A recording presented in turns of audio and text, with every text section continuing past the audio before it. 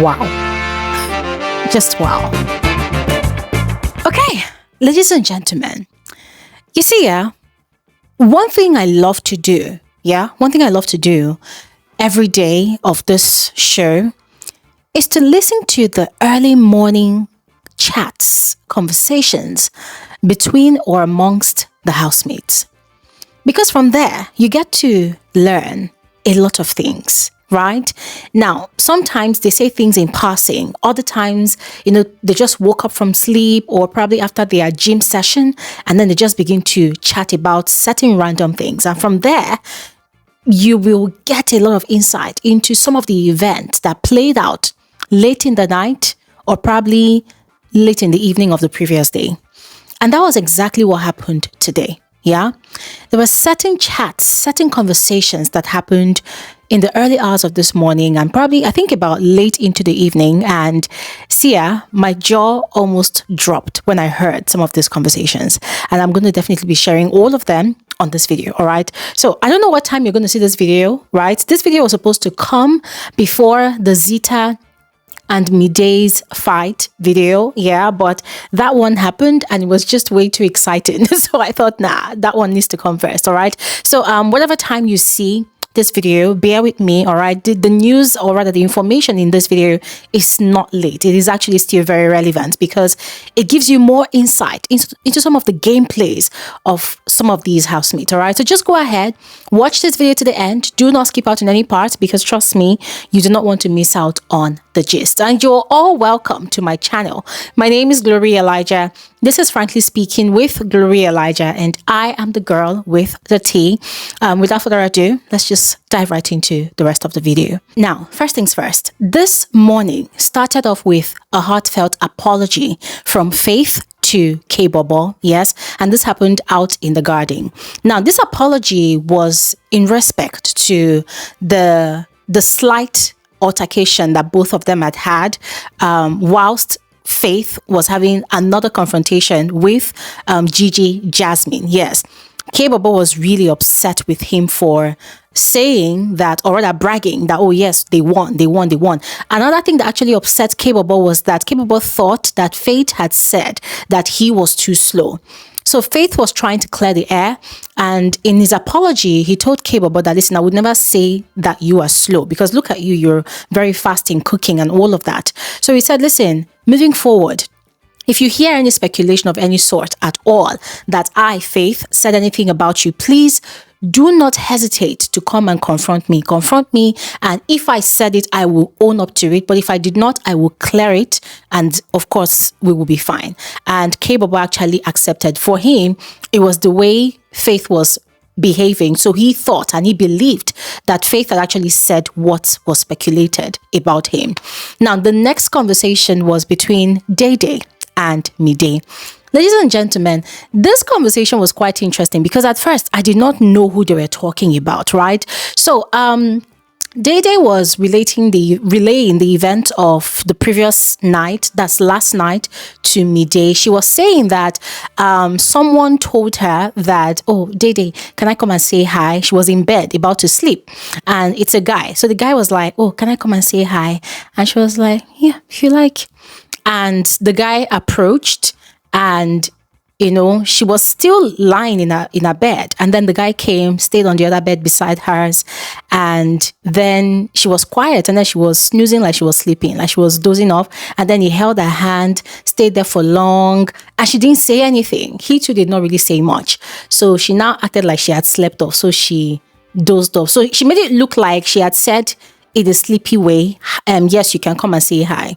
So she told that to Midday and she was like, what's my own? That she's not interested in begging anybody or anything. Whatever they want to do, they should do. So Midday was laughing. They were both laughing and Midday was telling her, please, keep your fish, don't lose this fish, you need all your fishes available. Like, don't let your fish go, don't lose your fish. You need your fish in this house.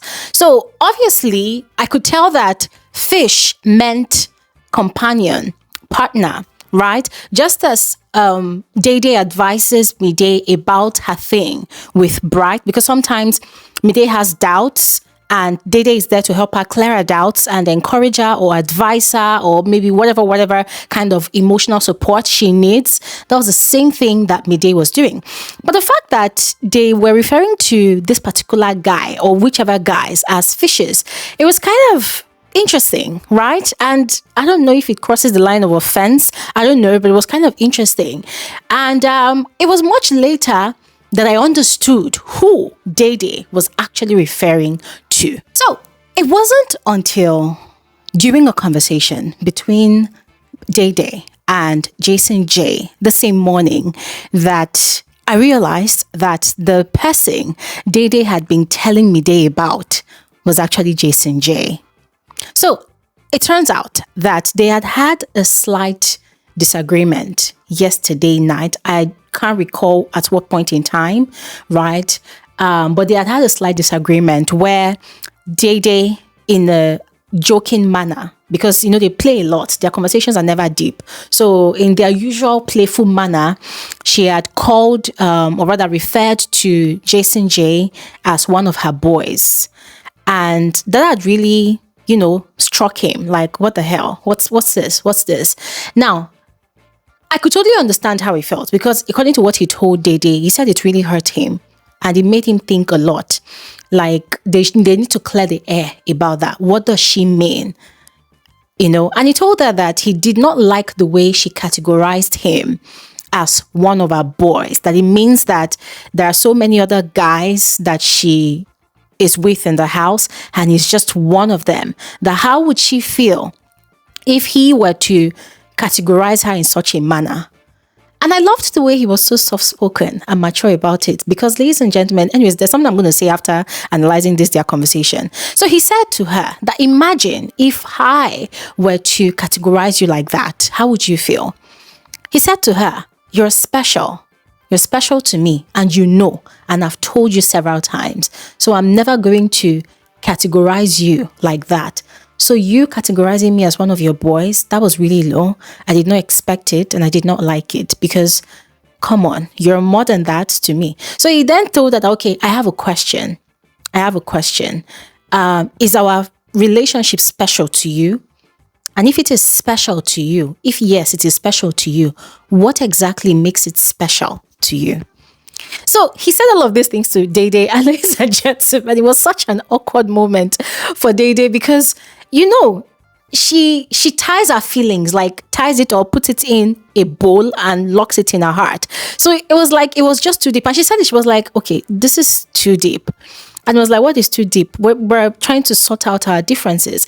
And she said, oh, that this purgation he just did, it's too deep. So she apologized to him and said, well, that she did not mean it in that way, that she was just making a joke, that it turns out that it's a bad joke, that she does not mean anything to it. So she was like, oh, she's sorry, she did not mean anything, blah, blah, blah, blah. And he was like, okay, so what about the question I asked? And she just said one stupid random nonsense. I'm going to be honest with you guys.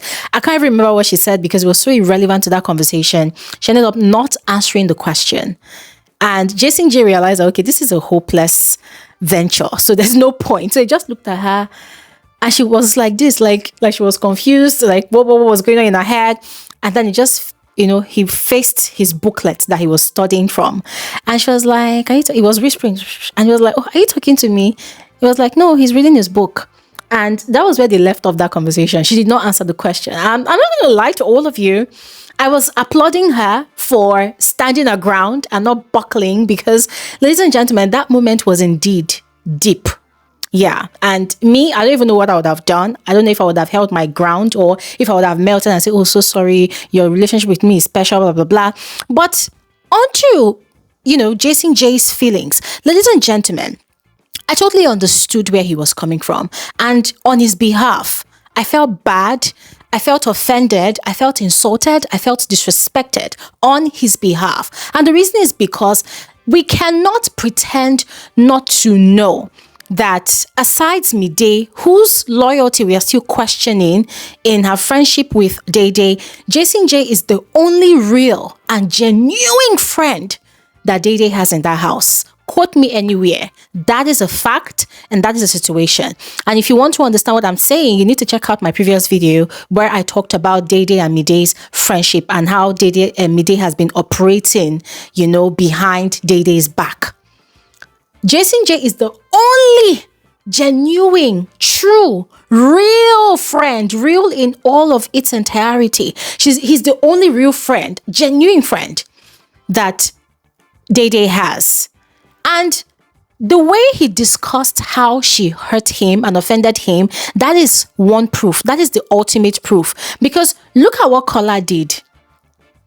Kola felt slighted by a conversation that he and Dede already had over and over and over again. So when he was feeling a certain type of way, instead of him to go and have a conversation with Dede, he decided to strategize, or rather weaponize the whole situation and use it as a strategy to blackmail, emotionally blackmail, what's her name, Dede. So he went on a smear campaign and now he's regretting his actions because still on one of my videos, I mentioned that he was asking for feedback, how Dede is doing, how she's feeling from Midday. And the other time he was telling Bright that he misses Midday.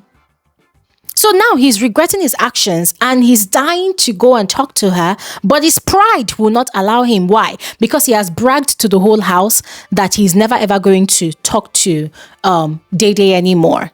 Now, another proof of Jason J's loyalty to his friendship to Dede is that he has been able to manage his emotions. He has been able to respect the boundaries that she has set. He has been able to understand her to the point that now he understands, okay, this girl is quiet, this is how she is, blah, blah, blah, blah. And when people are gossiping maliciously about Dede, he walks away. When they bring such gossips and speculations to him, he shuts it down immediately. He does not indulge, he does not engage. And then he goes to go and tell Dede that, look, XYZ has been peddling this false narrative about you. And I know you're going to hear it. I know it's going to affect you. Do not react. Pay no attention to it. Ignore it. That is what he has been doing. Even in this whole Kola situation, he has stood by her and he has never for once entertained or engaged any negative speculation about Dede. So listening to him express how he felt when Dede said what she said, I was genuinely hurt on his behalf. Because I was just saying to myself that this girl does not know that is one friendship she does not want to lose in this house. That is just one person she does not want to lose in this house as a friend. Because that guy genuinely cares about her and genuinely likes her for how and who she is. So no matter what Dede does, no matter how tense the house is, he's very patient and follows her with that patience. He does not misunderstand her. I mean, even when they have misunderstandings, he always has a way to go back and they trash it out and he apologizes and she also apologizes. So as at the moment, they are good now. They have resolved their differences. They're spending more time together. In fact, they've been spending a lot of time together today. And before I was making this video, both of them, they were telling each other, okay, Mide told Jason J, I'm glad you're here. I think he said, she said, I missed you. And he said, oh, I'm glad you're here too. I said, yeah. Are you people catching feelings for each other, or people are just genuinely happy that you met, your like the yin to your yang in this house? Because that would make more sense. But anyways, guys, I would love to hear your thoughts about that as we proceed to the next conversation. This next conversation was between Otega and Faith. Otega was sort of advising Faith to check himself because he feels like the guy is dealing with a lot of hurt, especially because Sultana rejected his affections. So he feels like it's unrequited, and so he is transferring all of that aggression on everybody in the house, that he has offended everybody and everybody is upset with him. Now, in that conversation, Otega was doing most of the talking.